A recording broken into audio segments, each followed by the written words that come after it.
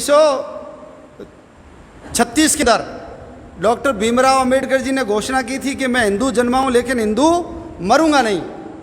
और जब ये बात सारे मुल्ला मौलवियों को, पादरियों को पता लगी तो वो सब उनके पीछे लगे। क्यों? क्योंकि मुसलमान चाहते थे कि ये मुसलमान बन जाए तो इनके जितने अनुयायी वो सब क्या बन जाएंगे? मुसलमान बन जाएंगे। उस समय देश में 18 करोड़, देश के अंदर 8 करोड़ SC और ST के लोग थे।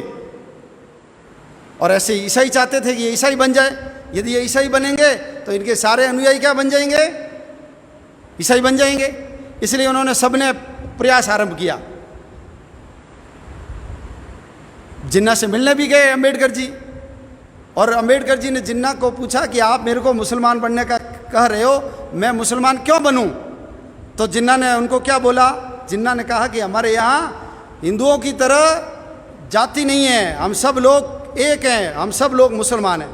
तो अंबेडकर जी तो महाविद्वान व्यक्ति थे। उन्होंने कहा कि यदि आपके यहाँ जाति व्यवस्था नहीं है तो फिर शिया सुन्नी क्या है, फिर मुकल्लिद और गैर मुकल्लिद क्या है, फिर हनफी क्या है, देवबंदी क्या है, बरेलवी क्या है, हयाती क्या है, ममाती क्या है, अहमदिया क्या है, खोजे क्या है, बोहरे क्या है, शेख, सैयद, मुगल, पठान, तुर्क, खिलजी, सिंधी, कुरैशी, अंसारी, भिस्ती, कसाई, तेली, घोसी, जुलाहा, बारह टोपी और ये कल्लर और भैया, ये क्या है?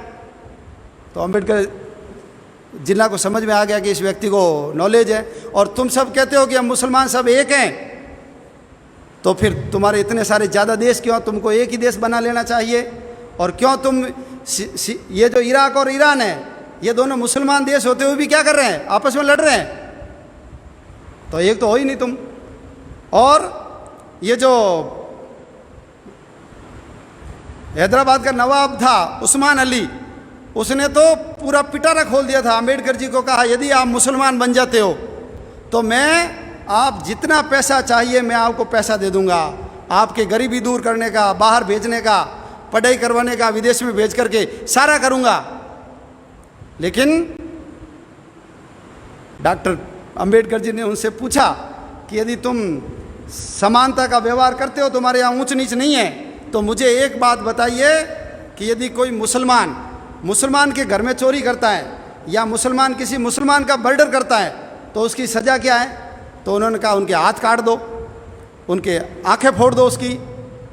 तो डॉक्टर अंबेडकर जी ने अगला सवाल किया, यदि यही है और यदि मुसलमान यही काम किसी हिंदू के साथ करता है, हिंदू के घर में चोरी करता है या हिंदू के किसी व्यक्ति की हत्या करता है, तो तुम्हारे कुरान में क्या लिखा हुआ है? मुसलमान उनको क्या सज़ा देगा? तो मोहम्मद अली जिन्ना ने क्या कहा? अरे वो तो काफिर है, काफिर को मारने की कोई सज़ा नहीं है। तो उन्होंने कहा ऐसा जो दोगला व्यवहार करता है ना, मैं कभी भी मुसलमान नहीं बनूंगा, मुसलमान नहीं बनूंगा। और ऐसे ही जब उन्होंने ईसाइयों से पूछा तो ईसाइयों ने भी कहा कि हमारे यहाँ तो हम सब ईसाई हैं, हमारे कोई जातिवादी ऊंचा नीचा नहीं है। तो अंबेडकर जी ने कहा रोमन क्या होता है, कैथोलिक क्या होता है, लैटिन कैथोलिक क्या होता है, प्रोटेस्टेंट्स क्या होता है, लूथरन्स क्या होता है, मोरमन्स क्या होता है, सेवंथ डे एडवेंटिस्ट क्या है, जैकोबाइट्स क्या है, नेस्टोरियंस क्या है। उनको समझ में आ गया कि इनको सारी चीज़ की जानकारी है। और अब सब जानते हैं यूरोप का इतिहास तो पूरा खून खराबे से भरा हुआ है, और इस्लाम का इतिहास भी खून खराबे से भरा हुआ है। 1936 में घोषणा की थी, लेकिन 1956 के अंदर इन्होंने बौद्ध धर्म अपनाया। 20 साल लगा दिए उन्होंने सोचने में क्या करना मुझे। और जब पाकिस्तान बन गया 47 में, तो पाकिस्तान का तो अनुभव उनके सामने आ गया। उन सबको पता लग गया कि जितने SC और ST के लोग पाकिस्तान में रहे थे, उन सब के साथ मुसलमानों ने दुर्व्यवहार किया, उनको मारा, उनका बलात्कार किया, उनको जबरन उनका धर्मांतरण करवाया। और जो देश के विभाजन के बाद उस समय देश में 2 दलित बड़े नेता थे, एक तो डॉक्टर अंबेडकर जी और एक योगेंद्र नाथ जी मंडल। तो अंबेडकर जी भारत में रहे, लेकिन योगेंद्र नाथ मंडल कहाँ गए? वो पाकिस्तान, जिसको आज बांग्लादेश कहते हैं, पूर्वी पाकिस्तान, उसमें चले गए। इनको मना किया था कि आप वहाँ मत जाइए, लेकिन उसने कहा नहीं, मैं वहाँ जाकर के वहाँ के दलितों की स्थिति सुधारूंगा।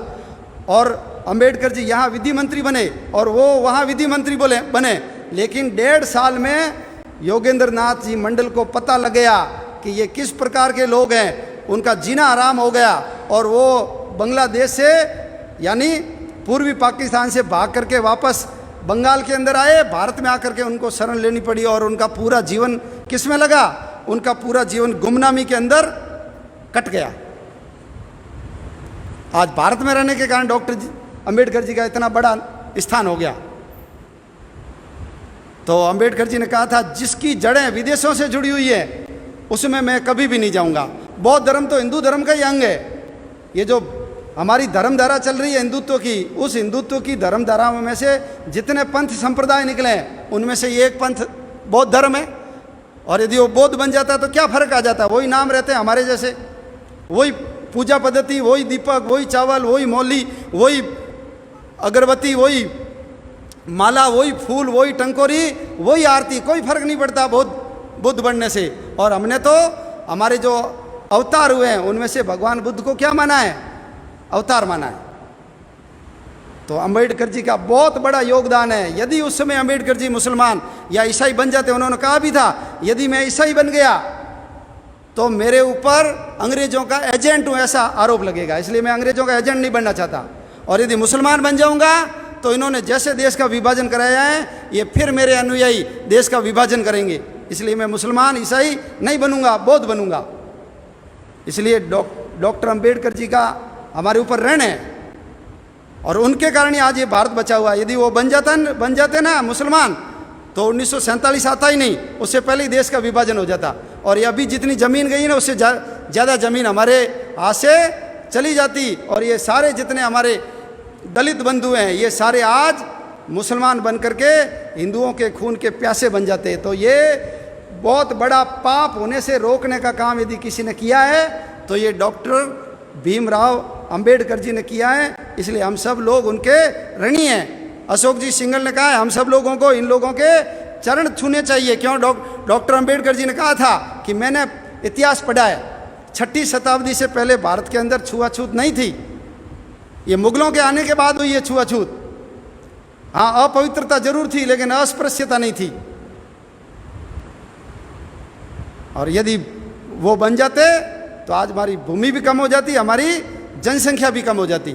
इसलिए इन लोगों ने अपने धर्म को बचाने के लिए ये काम कर लिया, मांस निकालना, चमड़ा निकालना, मैला ढोना स्वीकार कर लिया, लेकिन ये मुसलमान नहीं बने। इसलिए हम सब लोगों को इनके चरण छूने चाहिए। ये वास्तविक स्वतंत्रता संग्राम के महान योद्धा सन्यासी है।